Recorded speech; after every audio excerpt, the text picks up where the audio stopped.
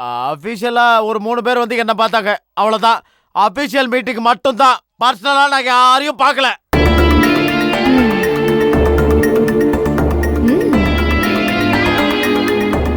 கோவில்ல பிரியாவை பார்த்தேன். உமா ஏற்படுத்தின காயத்துக்கு ஸ்னேகா தான் மருந்துன்னு கூசாம சொன்னேன். பிரியாக்கு இழிச்சுக்கிட்டே ஆறுதல் சொன்னேன். மறைஞ்சிருந்து கேட்ட என் காதுல ஈயத்தை காய்ச்சி ஊத்துறேன். இப்படி நடிக்கிறியேடா. உன்கிட்ட கத்தி சண்டை போட்டு இனிமே பிரயோஜனம் இல்ல. சைலண்டா என் கழுத்தை அறுக்கிறியா நீ? சைலண்டா இனிமே உன் கதையை நான் முடிக்கிறேன்.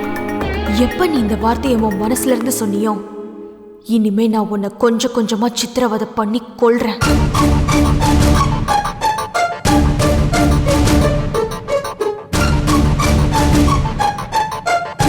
நான் தான் ஏதோ ஞாபகத்துல உன்கிட்ட பேசிட்டேன். நீ யாரையும் பார்க்கலல்ல? உமா, நான் யாரையும் பார்க்கல உமா. நிச்சயமா பார்க்கலல்ல? சத்தியமா பார்க்கல உமா. சரி, ஓகே. நாம கொஞ்சம் வெளியில போலாமா? பர்ச்சேசிங்க்கு போலாமே. போலாம். இதோ வரேன்.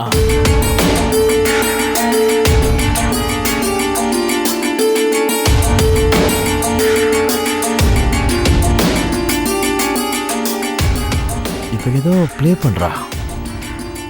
இவகிட்ட கொஞ்சம் ஜாக்கிரதையா தான் இருக்கணும்.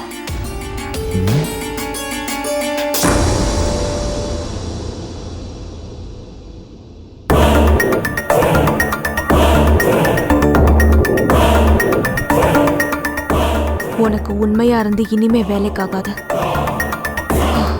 நீ சொன்ன அந்த வார்த்தைய நான் ஜென்மத்துக்கும் மறக்க மாட்டேன்.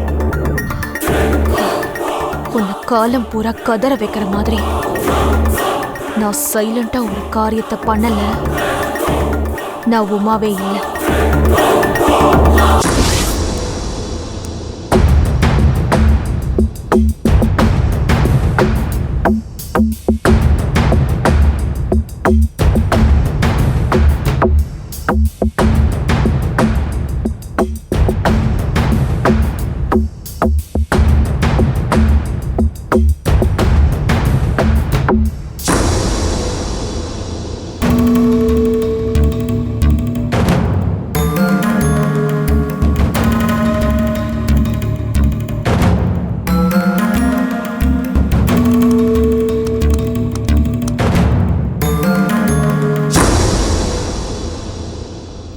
என்னம்மா அப்பா அப்படி ஒரு லுக்கு விட்டுட்டு போறாரு?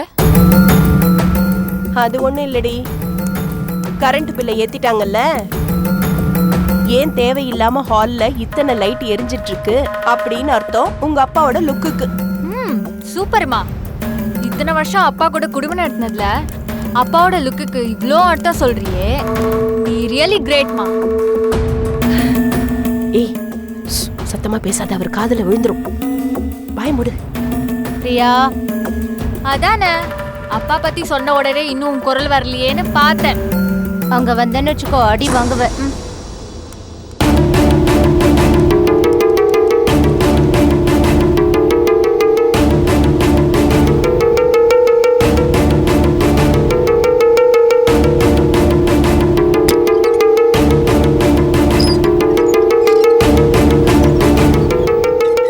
ஏமா, எங்கம்மா போறாரு? தெரியலடி. தெரியலையா? என்னம்மா பச்சை பேக் எடுத்துட்டு போறாரு? என்ன கிரீன் சிக்னல் கொடுக்கறாரா? அது ஒண்ணும் இல்ல, வெளியில போயிட்டு ½ அன் ஹவர்ல வீட்டுக்கு திரும்பி வந்துருவேன்னு அர்த்தம். சூப்பர்மா. சரி, நான் லிஸ்ட் எல்லாம் எழுதிட்டேன். மளிகை கடைக்கு போறேன், நீ கொஞ்சம் கூட வரியா? எனக்கு அசைன்மெண்ட் இருக்கு. அந்த அசைன்மெண்ட்டை எப்படி எழுதலான்னு உன் மடியில படுத்து யோசிச்சுட்டு இருந்தேன். நான் ஏதோ ரிலாக்ஸ்டா உன் மடியில படுத்துட்டு இருந்தேன்னு யோசிக்காது.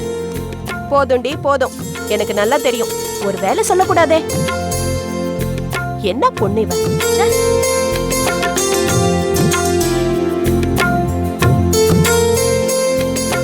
மீனா, இங்க பாரு, நான் மளிகை கடை வரைக்கும் போயிட்டு வந்துடுறேன், சரியா? சரிம்மா, சீக்கிரம் வந்துருமா.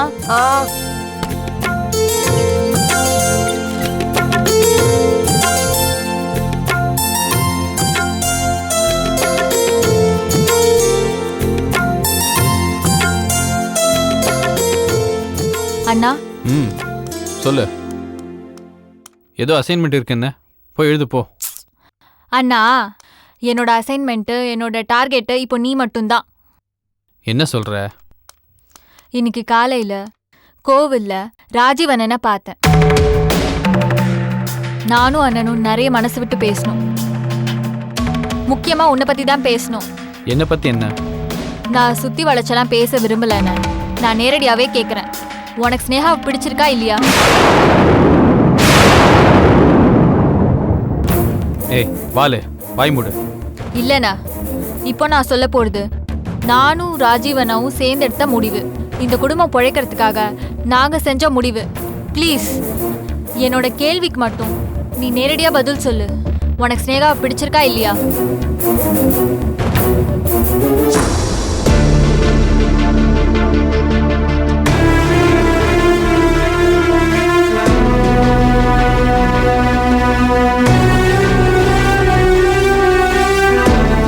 பதில் சொல்லுன. உனக்கு பிடிச்சிருக்கா இல்லையா? பிடிச்சிருக்கு. Very good. ஸ்னேகாவுக்கும் உனக்கு பிடிச்சிருக்கு தானே? பிரியா, நீ சின்ன பொண்ணு. ராஜீவ் என்ன சொன்னாருன்னு தெரிஞ்சுக்கணுமா வேணாமா உனக்கு? தெரிஞ்சுக்கணும். அப்ப பதில் சொல்லு. ஸ்னேகாவுக்கும் உங்களை பிடிக்கும் தானே? ஆமா. அத உங்ககிட்ட சொல்லிட்டாங்க அப்படிதானே? ம். இப்போ நான் அண்ணா சொன்ன அடுத்த விஷயத்த சொல்லிடுறேன். ஸ்னேகாவும் நீயும் கல்யாணம் பண்ணிக்கணும். ஸ்னேகா இந்த வீட்டுக்கு மருமகளா வரணும்னு அண்ணா ஆசைப்படுறாருன்னு. என்ன பேசுற நீ? நானும் இந்த முடிவுக்கு சப்போர்ட் பண்றேனே. நீ ஸ்னேகாவை கல்யாணம் பண்ணிக்கணும்னு. என்னெல்லாம் பேசுற நீ? இதெல்லாம் ஏன் அண்ணன் உங்ககிட்ட சொன்னா? ஏன்னா இந்த வீட்ல கொஞ்சம் புத்திசாலி பிராக்டிக்கலான பொண்ணு நான் மட்டும்தான் அண்ணன் ஃபீல் பண்றாரு. ஸ்னேகா இந்த வீட்டுக்கு மருமகளா வரதுனால சில பிரச்சனைகளுக்கு தீர்வு இருக்குன்னு சொல்றாரு. அது கரெக்ட் தான். போதும், நிறுத்திக்க பிரியா. இதுக்கு மேல நான் அண்ணன்ட்ட பேசிக்கிறேன். இரு பிரதர், இரு. என்னையும் மீனாவையும் உனக்கு சப்போர்ட் பண்ணுன்னு சொல்லியிருக்காரு. நான் உனக்கு முழு சப்போர்ட்டா இருக்கேன். அக்கா தான் அவன் முடிவை சொல்லு.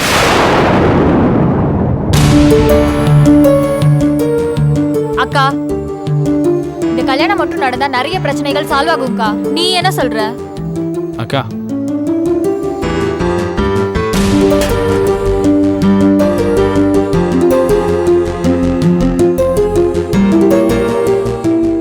என்ன மன்னிச்சிரு துவாரகேஷ். நான் இதுல தலையிட விரும்பல. அப்பாவுக்கு எதிராக எந்த காரியத்தையும் நான் என்னைக்கு செய்ய மாட்டேன். அக்கா, இதோ பாருக்கா. பிரியா, நீ பேசாம இரு. அப்பா பிரச்சனையை பொறுத்த வரைக்கும் நீ ஒரு எக்ஸ்ட்ரீம், நான் இன்னொரு எக்ஸ்ட்ரீம். உன்ன மாதிரி நான் என்னைக்கும் அப்பாவை எதிர்த்து பேசவும் மாட்டேன், அவரை எதிர்த்து நிக்கவும் மாட்டேன். அக்கா, உன் வாழ்க்கைய உன் கண்ணு முன்னாடி நாசம் பண்ண அப்புறமுமா இப்படி பேசுற? என்னை உருவாக்குனதே அவர்தான். என்னை அழிக்கணும்னு நினைச்சா அதுக்கும் நான் தயாரா தான் இருக்கேன். ஆனா அவரை மட்டும் நான் எதிர்க்க மாட்டேன். பைத்தியமாக்கா நீ? எனக்கு எல்லாமே அப்பாதான். என் கழுத்துல தாலி ஏறினாலும் சரி, என் கழுத்து காலியா கடைசி வரைக்கும் மூடியா இருந்தாலும் சரி. அக்கா, உன் நல்லதுக்காகவும் ஃபியூச்சருக்காகவும் நாங்க சில நல்ல காரியங்கள் பண்ணிட்டு இருக்கோம். இல்ல துவாரகேஷ், தயவு செஞ்சு இந்த ஸ்னேகா பிரச்சனையில இருந்து என்ன விட்டுரு. ஏற்கனவே அண்ணன் காதல அது இதுன்னு ஒரு பொண்ணு பின்னாடி ஓடிட்டான். அடுத்தது நீ ரெடி ஆயிட்டு இருக்கன்னு இந்த பஞ்சாயத்து வந்ததுக்கு அப்புறம் எனக்கே புரியுது. இது உன்னோட வாழ்க்கை, உன்னோட முடிவு. All the best. ஆனா என்ன இதுல கூட்டு சேர்த்துறாதீங்க.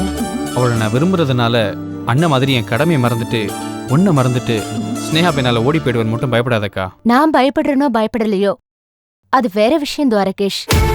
ஒருவேளை சந்தர்ப்ப சூழ்நிலை அப்படி அமைஞ்சி நீ அப்படி போனாலும் உன்னை என்னால என்னப்பா செய்ய முடியும்? அது உன்னோட வாழ்க்கை, அதை தேர்ந்தெடுக்கிற உரிமை உனக்கு தான் இருக்குது. ஆனா என்ன இதுல பகடக்காயா வச்சு யாரும் விளையாடுறத என்னால அனுமதிக்க முடியவே முடியாது. உனக்கு ஸ்னேகாவோட போகணுமா போ, ஆனா என்ன பத்தி யோசிக்காத, என்ன பத்தி கவலைப்படாத. என் தீர்ப்பு ஏற்கனவே எழுதப்பட்டது. என்னக்கா பேசுற நீ? நீ கொஞ்சம் அறிவாளின்னு நான் நினைச்சேன். நான் அறிவாளியும் இல்ல, அதிர்ஷ்டசாலியும் இல்ல. அதே நேரம் துவாரகேஷோட காதலுக்கு நான் சப்போர்ட் பண்ணவும் இல்ல. மறுபடியும் அப்படி ஒரு பிரிவினை இந்த வீட்ல வந்தா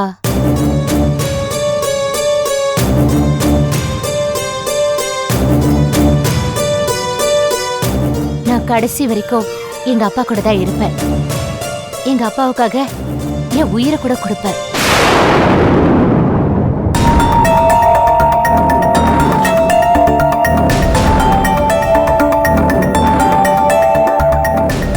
மறுபடியும் தப்பு பண்ணிட்டிய பிரியா. தேவையில்லாத புது பிரச்சனை ஏன் இப்போ? இங்க பாரு எவ்வளவு வருத்தத்தோட போறாங்கன்னு. மீனாக்கா நம்மளுக்கு தான் சப்போர்ட் பண்ணுவாங்க, நான் ரொம்ப கான்ஃபிடென்ட்டா இருந்தேன். நீ ஒரு அதிக பிரசங்கி. அக்காவே ஏற்கனவே கல்யாணம் ஆகல துக்கத்துல இருக்காங்க. என்னதான் அவங்க நம்பி இருக்காங்க. இதுல நீ ஏன் கல்யாணத்தை பத்தி பேசி அக்கா மனசுல நெருப்பள்ளி போட்டிருக்க. உனக்கு அறிவே இல்லையா? கொஞ்சம் கூட யோசிக்க மாட்டியா நீ? ஏன் இப்படி இருக்கே நீ? எதுக்கு இப்ப ஏன் கல்யாண பிரச்சனை இழுத்த? அக்காவை எப்படி சமாதானப்படுத்துறதுன்னே தெரியல. இல்லண்ணே, ராஜீவண்ணன் தான் வந்து பேச சொல்லுச்சு. நீ ஒண்ணுமே கவலைப்படாத, அக்கா மனசை நான் மாத்தி காட்டுறேன். ஆனா எனக்கு கொஞ்சம் டைம் மட்டும் கொடு. சரிண்ணே, எனக்கு அசைன்மெண்ட் வேலை இருக்கு, அது முடிச்சுட்டு அதுக்கப்புறம் நான் வந்து பேசுறேன்.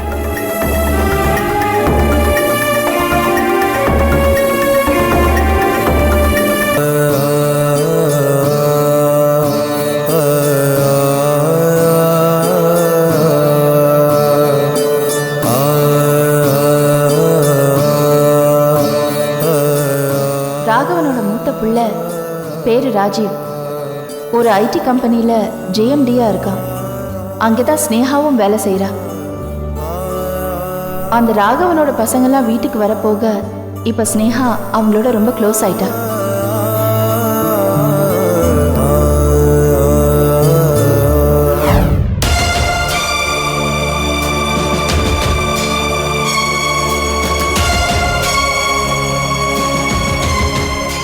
நீ இப்படி இருக்க காரணம் அந்த ஆள் ராகவன். அவன் மட்டும் குழந்தை குட்டிங்களோட குடும்பமா சந்தோஷமா இருக்கான். கடவுள் எங்க இருக்காரு? நீதி, நேர்மை, நியாயம், தர்மம்லாம் எங்க இருக்கு? எனக்கு ஒன்றும் புரியலண்ணே. ராகவனோட பையன் துவாரகேஷ்க்கும் ஸ்னேகாவுக்கும் நடுவில் ஒரு ஃப்ரெண்ட்ஷிப் ரொம்ப டீப்பாக இருக்கு.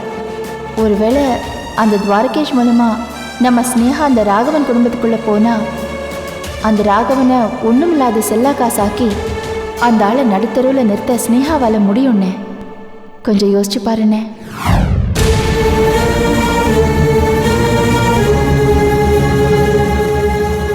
ராஜி, அந்த ராகவன் குடும்பத்தோட என் பொண்ணு நெருங்கி பழகிறதால ஸ்னேகாவுக்கு நாளைக்கு ஏதாவது ஆபத்து வந்துட்டா என்ன பண்றது? அந்த ராகவன் உள்ள என்ன விஷம் வச்சிருக்கான்னு யாருக்கு தெரியும்? ஒருவேளை ஸ்னேகா என் பொண்ணுங்கிற அந்த ரகசியம் ராகவனுக்கு தெரிஞ்சு அவன் ஏதாவது ஏடாகூடமா சதி செய்யறானா? அதனாலதான் தன் பையனை விட்டு நம்ம ஸ்னேகா கூட பழக விடுறானா? ஐயோ, அது ஆபத்தாச்சே. ஒருவேளை அப்படி ஏதாவது இருந்தா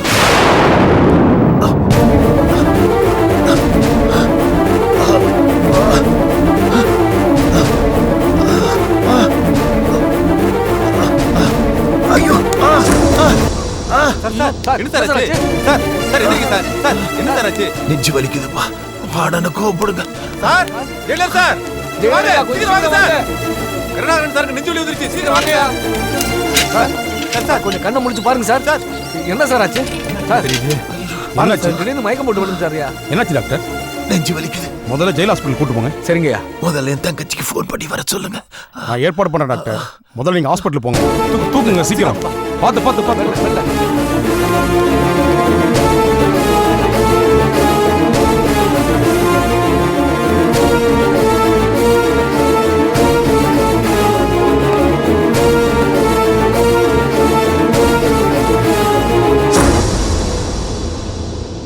எதுக்கு இந்த ஆளு அவசரமா தங்கச்சியை பார்க்கணும்னு சொல்றான்?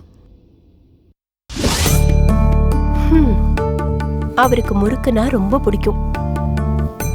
முறுக்கிக்கிட்டு இருக்கிற அவருக்கு கொஞ்சம் முறுக்கு செஞ்சு கொடுத்து சமாதானப்படுத்துவோம். வீட்டுல புருஷனோட தாளத்துக்கெல்லாம் ஆடுறவதான் தாரம். பிள்ளைங்களுக்காக தையா தக்கான்னு குதிக்கிறவதான் தாய். மா வணக்கம்மா. எப்படிமா இருக்கீங்க? நல்லா இருக்கேன், வாங்க வாங்க. ஆனா அவரு வீட்டுல இல்லையே. அப்படியா? அப்பாடா, ரொம்ப சந்தோஷமா. என்னங்க இப்படி பேசுறீங்க? சொல்றேன்னு தப்பா நினைச்சுக்காதீங்கம்மா.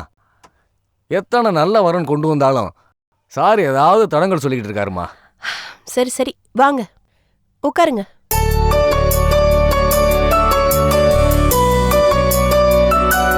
சில புது ஜாதகங்கள் நேற்று பார்த்தேம்மா, பொருந்தி வந்திருக்கு. அது விஷயமா பேசுறதுக்கு தாம்மா வந்தேன். என்னம்மா பதிலே சொல்ல மாட்டேங்கிறீங்களே?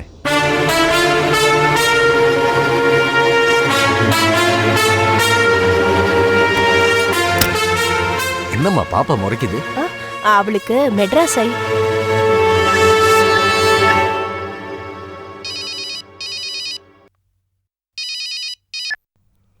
ஹலோ மா, நான் தான் பேசுறேன்.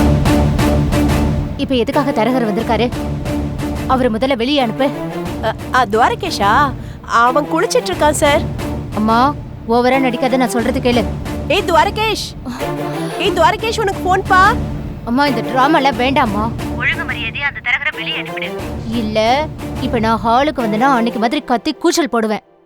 வாங்க தரகரே. வணக்கம் தம்பி. என்னம்மா, யார் ஃபோன்ல? இந்தா நீ பேசுடா.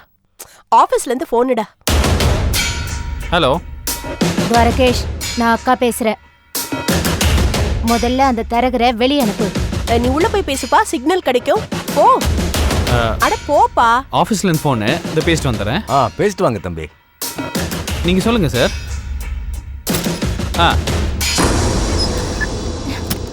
என்னக்கா?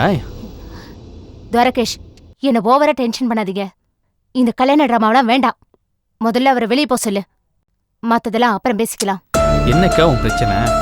யாராவது ஜாதகத்தை கொண்டு வந்தா ஏன் இப்படி சத்தம் போடுற? எனக்கு கல்யாணமே வேண்டாம்ப்பா. நல்லது யாராவது கொண்டு வந்தா அது என்னன்னாவது பார்க்கணும்க்கா. எங்க எது நமக்கு விதிக்கப்பட்டிருக்குன்னு எப்படி நமக்கு தெரியும்? குருட்டம் போக்கில் வேணான்னு முடிவு பண்ணாத. துவாரகேஷ் அக்கா, நான் சொன்னா நீ கேப்பியா இல்லையா? என் மேல பாசம் இருக்கா இல்லையா? இல்ல இந்த வீட்டில் கல்யாண பேச்சே இல்லாம நீ நான் பிரியா 3 பேரும் காலை முழுக்க எப்படியே இருந்துடலாமா? உனக்கு ஓகே நான் சொல்லு. யாருக்கு எந்த பிரச்சனையும் இல்லை பாரு. நீ பேச வேண்டியதெல்லாம் அன்னைக்கு அலைமையில் ஆண்டி முன்னால பேசிட்ட. உன் மனக்குமரெல்லாம் கொட்டிட்ட. எங்களுக்கும் உன் மன நிலைமை புரிஞ்சுதுக்கா. அதுக்கப்புறம் அதையும் மீறி நாங்கள் எதாவது ஸ்டெப் எடுத்தோன்னா எங்களை நீ தடுக்காதக்கா. உனக்கு ஒரு அவமானம்னா அது எங்களையும் சேர்த்து தான்க்கா பாதிக்கும். அதனால உன்னோட அவமானம் என்னோட அவமானம் தனித்தனி எதுவுமே கிடையாதுக்கா. நான் பார்த்துக்கிறேன், சரியா?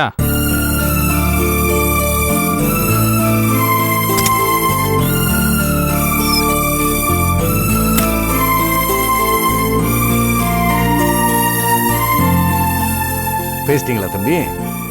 நீங்க சொல்லுங்க. ரொம்ப நல்ல வரன் தம்பி. நம்மள மாதிரி மிடில் கிளாஸ் தான். பையன் கவர்மெண்ட் ஜாப்ல இருக்கான். ரொம்ப எதிர்பார்ப்புலாம் இல்லை. இப்போதான் பசங்களுக்கு பொண்ணு கிடைக்கிறது இல்லையே. அதனால கல்யாணத்துக்கு நினைக்கிற பொண்ணுங்களுக்கு ஏகப்பட்ட டிமாண்டு. தம்பி, பையன் ரொம்ப நல்லா இருக்கான். போட்டோ வேணாம் பாருங்களேன்.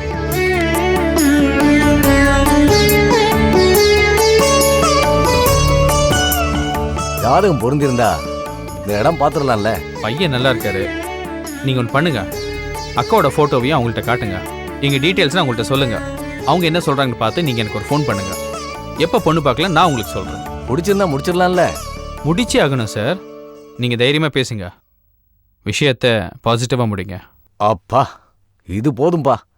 நான் இப்பவே போய் பேசிட்டு உங்களுக்கு ஃபோன் பண்றேன். வரட்டுமா? வரேன். சரி. பகவானே, இந்த வரனாவது நல்லபடியா என் பொண்ணுக்கு அமையணும். மா, நல்லபடி அமையும். நீங்க கவலைப்படாதீங்க. நான் அதுக்குள்ள இந்த பண விஷயத்துல ஏற்பாடு பண்றேன். இந்த வந்துடுறேன்.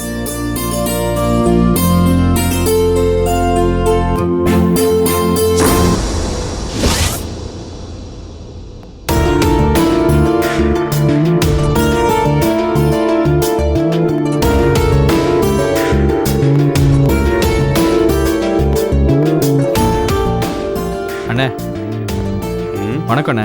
வணக்கம். உங்களை தான் நான் தேடிட்டு இருந்தேன். சொல்லு துவாரகேஷ். இல்லைண்ணே, போன தடவை நான் லோன் கேட்டப்போ ஆஃபீஸில் ரொம்ப கம்மியாக தான் சாங்ஷன் பண்ணாங்க. அப்போ நீங்கள் கூட ஏதோ அரேஞ்ச் பண்ணி தரேன்னு சொன்னீங்க. அது விஷயமா உங்கள் வீட்டுக்கு கூட நேரில் வந்தேண்ணே. ஆமாப்பா. அக்காவுக்கு மறுபடியும் இன்னொரு நல்ல வரன் வந்திருக்கு. ஏறக்குறைய நிச்சயம் ஆகிற ஸ்டேஜுக்கு வந்திருக்கு. நீங்கள் சொன்ன மாதிரி ஏதாவது ஹெல்ப் பண்ண நல்லா இருக்குண்ணே. அப்ப சொன்ன துவாரகேஷ், அந்த நேரத்துல சாலிடா பணம் தர ஆள் இருந்துச்சு. ஆனா இப்ப இல்லையே. நிறைய இடத்துல பணம் கொடுத்து எதுவுமே திரும்ப வராம அவன் ஊருக்கே போயிட்டான். அப்படி சொல்லாதீங்கண்ணே, தயவு செஞ்சு எதாவது ஹெல்ப் பண்ணுங்கண்ணே. எப்படி பார்த்தாலும் கல்யாண செலவு 10 லட்ச ரூபா வந்துடும்ண்ணே. என்னால் 2 லட்ச ரூபா தானே முடியும், மீதி 8 லட்சம்ண்ணே. சாரி துவாரகேஷ், உனக்கு நான் தப்பா வாக்கு கொடுத்துட்டு கடைசி நேரத்துல முடியாதுன்னு கையை விரிச்சிட்டா பாவம் உங்க அக்காவோட வாழ்க்கை, அதுல விளையாடக்கூடாது.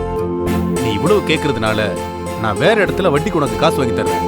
ஆனா ஒரு விஷயம் துவாரகேஷ், சொல்லுங்கண்ணே. என்னால 1 லட்சத்துல இருந்து 1.5 லட்சம் வரைக்கும் தான் பணம் வாங்கி தர முடியும். அதுக்கு மேல எந்த கேரண்டி என்னால தர முடியும். அதாவது பாருங்கண்ணே, ரொம்ப உதவியாக இருக்கும். அதுக்காக நான் எங்கே வேணால் கழுத்து போட ரெடிண்ணே. சரிப்பா, எப்படியும் 1 வாரம் ஆயிடும். கிடைச்சா சந்தோஷம், கிடைக்கலன்னா வருத்தப்படாத. தேங்க்ஸ்ண்ணே. நீ நம்ம புள்ள, நீயும் உன் பசங்களும் யூனியன்ல ஜாயின் பண்ணுங்களேன். இந்த மாதிரி நேரத்துல மேனேஜ்மெண்ட்ல போராடி பணம் வாங்கலாம்ல. இப்படி தனியா நின்று கஷ்டப்பட வேண்டாம்ல. யோசிக்கிறேண்ணே. சரிப்பா.